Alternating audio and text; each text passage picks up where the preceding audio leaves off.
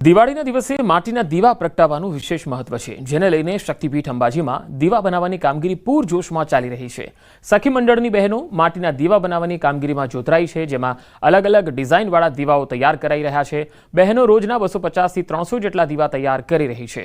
દીવાની પવિત્રતા જળવાય તે માટે છાણ અને લાકડામાં દીવા પકવી અને દીવાઓ તૈયાર કરવામાં આવી રહ્યા છે। આ ગરીબ બહેનો દીવા બનાવી રોજગારી મેળવવાનો પ્રયત્ન કરી રહી છે। દિવાળીની સિઝનમાં દેશી દવાની ખરીદી કરી અને સ્વદેશી અપનાવવાની બહેનો દ્વારા અપીલ કરવામાં આવી રહી છે, જેથી ગરીબ કારીગરોના ઘરનું ગુજરાન ચાલી શકે।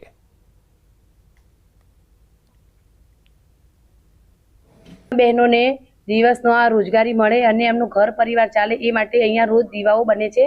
આ દીવાઓને અમે રેડી કરી અને પોતાના હાથથી બનાવી અને અમે દેશી ભઠ્ઠીમાં જે કે લાકડા અને ગાયના છાણમાં એ દીવાઓને અમે પકવીએ છીએ।